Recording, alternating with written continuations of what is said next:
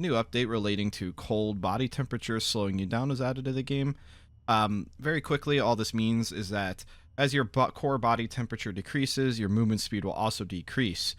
Lizards are affected more by this, meaning that they will slow down at higher temperatures than a normal species, and moths are actually slightly more resistant to cold. They will slow down at lower temperatures, meaning they are slightly more resistant to cold in general, but they're all pretty close. So I don't really think there's going to be any like, oh, the lizard was 1 degree colder. We can show the movement speed modifier really quickly.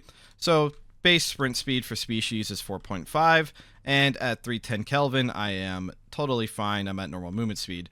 You lose 20% movement speed once you reach 293 Kelvin, which getting cold in this game is very strange. It doesn't make much sense.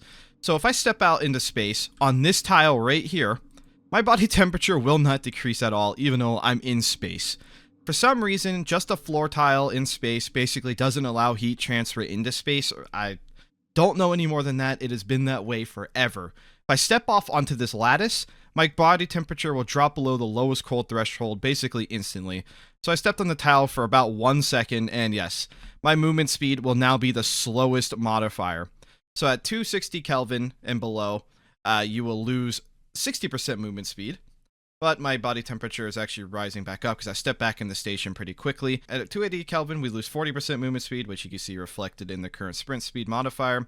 And at 293 Kelvin, we will go back to normal. We are at 293 Kelvin. Our movement speed is back to normal. It's really that simple. So you touch a lattice tile in space for 1/10 of a second, you will slow down to as slow as you could possibly go.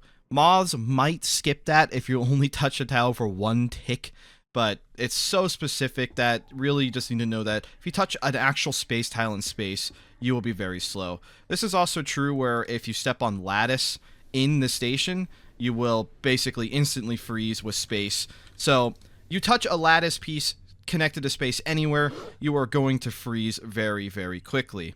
So I spaced the entire room, and the room does cool down, but again, for whatever reason, standing on floor tiles, as far as I'm aware, slows down how fast you get cold, but it will start slowing you down. So I'm down below 293, so see my movement speed has suffered.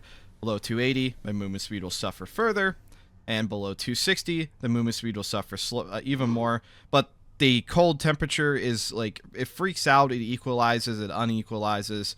So going below that 260 threshold might never really happen on station without things like freeze on in play. Insulated clothing in this game against temperature is also really whack. So if I walk out into a lattice tile with just a fire helmet on and no EVA suit, you basically never have to worry about getting cold. Even if I just travel through the literal space tiles, there's nothing to worry about. And fire helmets are common and everywhere. So if you're trying to fight nukies or something, or nukies are spacing a lot of floor tiles, if you have a fire helmet, you don't have to worry about it too much.